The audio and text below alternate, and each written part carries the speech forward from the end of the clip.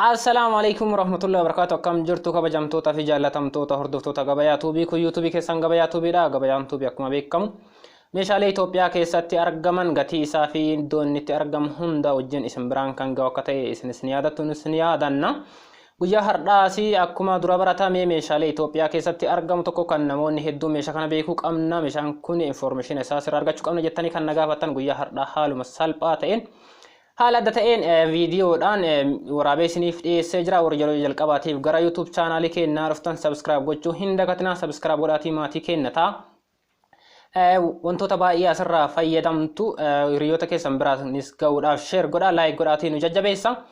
Gabayaatu wantoota kamuyyuu meeshaalee Itoophiyaa keessatti argaman keessattuu meeshaalee elektiroonikaala biyyoota alaa irraa galuudhaaf isin rakkisan keessattuu yeroo kana kooroonaa vaayirasii wal qabatee iddoo tursiisa addaa keessa yoo turtan meeshaa keessaniin garagara turuu dandeetta waan ta'eef kanaaf meeshaa kamuyyuu biyya keessatti bitachuu akka dandeettanii fi iddoo kamii bitachuu akka barbaadan information isaa hunda isin biraan ga'a jechaadha. Guyyaa har'aas akkuma dura baratametti isin biraan gahuudhaaf qophiidha ta'ee dhufee jira jechaadha. Kanaaf kana durallee meeshaalee isiniif dhiyeessaa ture. Kanaaf keessa deebi'aatii hordofaa viidiyoo kennin daawwadhaa waan baay'ee achirraa argattu deebii wantoota gaafii isinitti hunda deebii achi keessaa ni argattu. Kanaaf guyyaa har'a xaafota yookaan ammoo afata mana keenya keessa gatiin isaa meeqa akka haalli ittiin gurguramu akkamii iddootti argamu jettanii kan nagaafattan haaluma salphaadhaan deebii isaa kunoo har'a isiniif dhiyeesseera jechaadha. Isa qofa osoo hin taane meeshaaleewwan garaagaraa afata algaa keenyarraa afannuu fi kan uffannus ta'e Arabiyaan Majlisiin muraasaa fi meeshaalee hedduu qabadhee isiniif dhiyaadhee jira. Kanaaf hanga xumura qophii keenyatti nu wajjin tura. Hiriyoota keessaniif share godhaa, wal biraan gaha. Kanaaf wantoota gaafii isinitti kamuyyuu nu gaafadhaa isiniif dhiyeessuudhaaf ammootuyyuu qophiidha. Kanaaf ammaaf viidiyoo isiniif dhiyeesse kallattimaan gara meeshaa kana tokko tokkoon isin biraan gaha jecha gatii isaa fi akkamitti akka gurguramu meetirri isaa hoo maali kaariidhaan meetiraan bitama kan jiru kallattimaan gara gaafiititti seennaa kunoo. As biratti meeshaa baay'ee bareedaa tokko si biratti argaa jira. Namoonni baay'een gaafii nagaafatan irraa ka'uudhaan jechaadha. Fakkeenyaaf minxaafii kanniini eessa biratti itti fayyadamaa jechuun fakkeenyaaf teessoo mana keessa kaa'amuun jira. Soofaa biratti immoo Arabiyaan Majlisii biratti immoo teessoowwan mukaa biratti gatiin isaa ammoo tuyyuu meeqa oomisha biyya kamiiti meetirri isaa akkamii gaggabaabsiteeti information isaa guutuu isaa akka nu biraan geettu akka ati ayyamamtuu taatu abdii qabame isas bira jiru kanarraa kaasitti gatii isaa tokko tokko isaatiin natti hime. Sadarkaa guddaarraa xiqqaasii namoota xiqqaarraa gara guddaatti. Kunoo caafii kanarra hin jiraa miti isa biraa kaasiiti meetira isaa hagamii gatiin isaa hoo meeqa oomisha biyya kamiiti? Baay'ee kun suudiidha. Gareen kunniin hunduu suudiidha. Kunniin immoo turkiidha. Akkuma sadarkaa isaatiin gatiin isaanii ol caala. Baay'ee bareedaadha. Meeshaa mana keessaa tajaajilamu kan fayyadu. Gatiin isaa akka turkii birrii kun 3,000 kun 4,500 dheeraan jidduu kun jechaadha. Kun jechuudha. Kunis 4,000 kun 9,000 akkuma miidhagina isaatiin wal tara informatichi. As biratti fakkeenyaaf isa jalqabaa kanatti meetirri isaa gamtaa dheerinaa fi gara meetira gara dheeraa fi gabaabaa qabaa miti. Kaareen isaa kaaree meetira 2 fi 12 tuqaa 12 jecha baay'ee tokko bal'aadha jechaadha.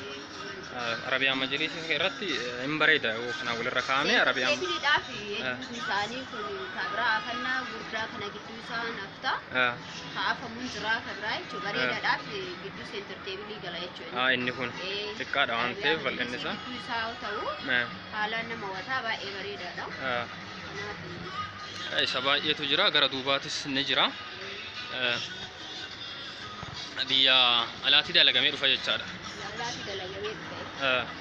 Inni guddaan kunoo akka kaareen isaa meeqa guddaan kunoo dheeraan kun ifaan jira. Kaareen isaa kun kaaree 2.4 jechuudha. Gareen kun hundi isaa hedduu bareedaadha. Haalaan wayita afamu jechuudha mana keessa.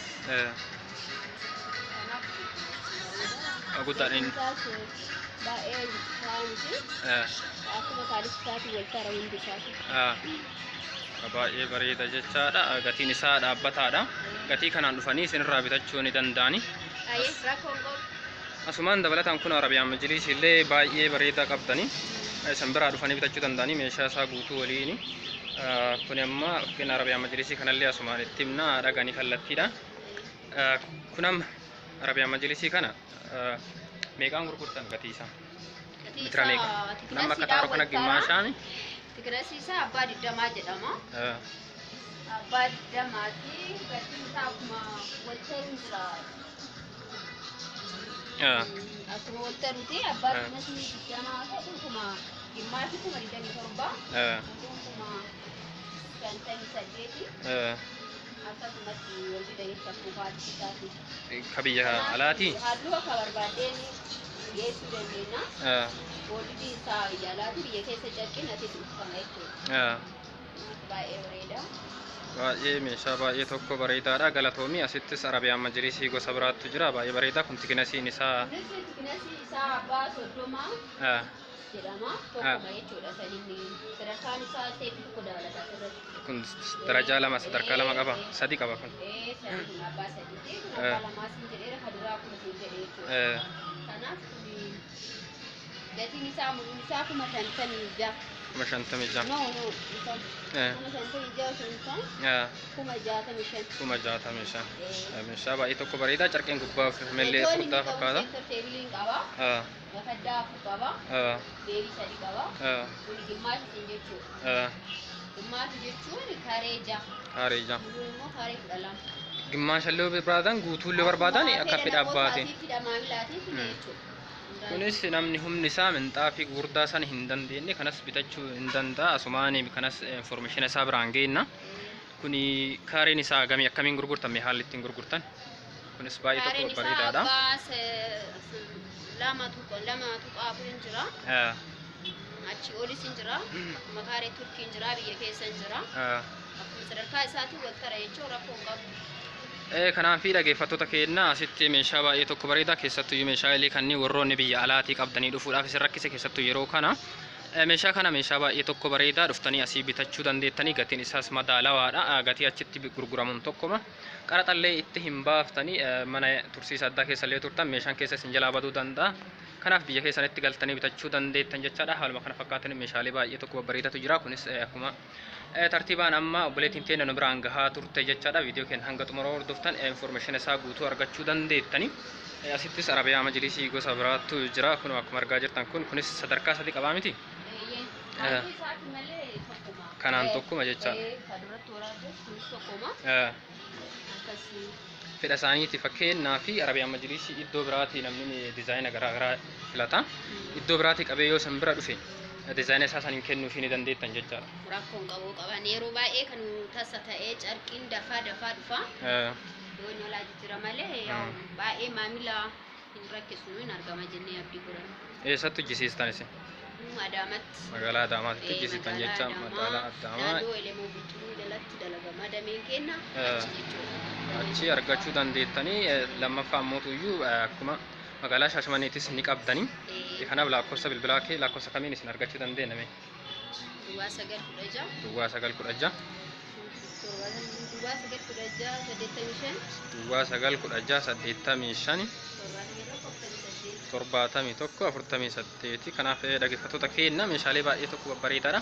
Amma haala yerootiin wal qabatee tasa ta'eetiin meeshaaleen dhumateera malee baay'inaan argama. Shooppii kana keessatti anis ni beeka. Keessattuu yoo warroonni masgiida jechuun masgiida bituu barbaadan gurguddaan istookis ni jira. Isas amma footoo isaa sin biraan ni ga'a. Kanaaf meeshaalee kanneen gatii kanaan haaluma salphaan dhuftanii bitachuu ni dandeettani. Dabalataan meeshaalee kanneen qofa osoo hin taane minxaafota gurguddaa hamma xixiqqaatti hunda isaayyuu argachuu ni dandeettani shooppii kana keessa. Dabalataan firaashiilee gosa hedduu argachuu dandeettan jechaadha. Meeshaalee hedduu asii argattanii yeroo booda biraa isin biraan ni gaha. Meeshaaleen dabalameetiin galuu isaas ni mala. Kanaaf birdi libsiillee uffata maalii jedhamu uffata qorraa? Uffata qorraa suntaanee cidhaafis ta'a. Cidhaafis ta'a. Warroonni sargii bara kana qabdan mee asitti mee isaa kanneen biraa kaasiiti dhiifama waliin meeshaalee baay'ee tokko bareeda namni hedduun barbaaduun isaa ni mala. As biraa mee si'ala waan ol fagaatuuf achumaa mee nama mul'isi gubbaa san baay'eeti. Libsiin sadarkaa hedduu jira. Biyya keessaan jira, biyya alaan jira. Konvertiinis akkasuma. Kanaaf banda tiraas carqii kan jedhamu biyya keessaan jira, biyya alaan jira.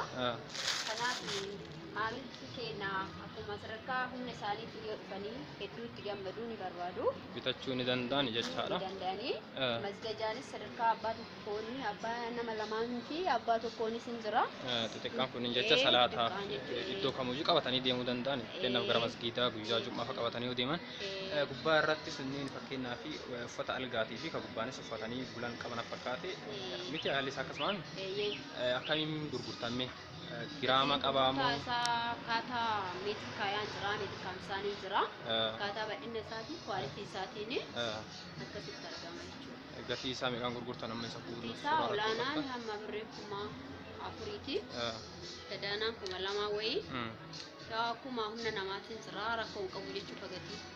kanaaf haala kamuun jiru dhuftanii asii bitachuu ni dandeettanii kanaaf obboleetti ta'eenna information kana nu biraan gahuu kan keetiif baay'ee tokko galatoomii ulfaadhu dhageeffattoonni keenya hordoftoonni keenya dhufanii sirraa bitachuun isaanii ni mala kanaaf gatii kanaan haaluma salphaan ni kennitaa fi sirraa argachuu danda'an jechaadha.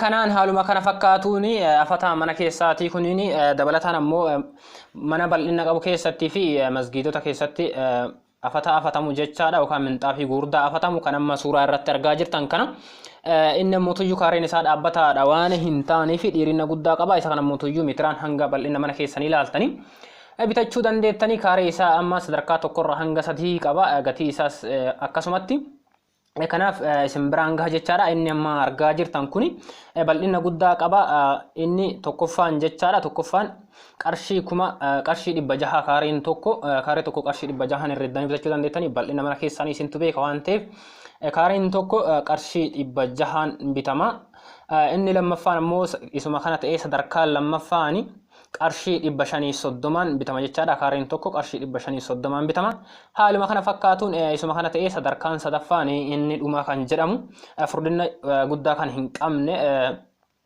irri isaas rifeensa guddaa kan hin qabne jechaadha meetiriin tokko yookaan ammoo kaareen tokko qarshii 260 bitachuu dandeessan jechaadha. egaa kabajamtoota dhageeffattoota keenya odeeffannoon guyyaa har'aa qabadhee isiniif dhiyaadhe kanuma hangammaa isin biraan gahaa ture yeroo jalqabaa gara YouTube channel keenya dhuftan ammarra deebuudhaan subscribe gochuu hin dagatina waa baay'ee asirraa fayyadamtanii hiriyoota keessan biraan gahuudhaaf share godhaa ofiillee irraa fayyadama hiriyoonni keessanis akka irraa fayyadaman taasisa YouTube channel keenyas nuuf guddisa isiniin jenna hanga viidiyoo biraatiin walitti deebinutti nagaan naaf tura nageenyi keenya bakkuma jirtanitti isin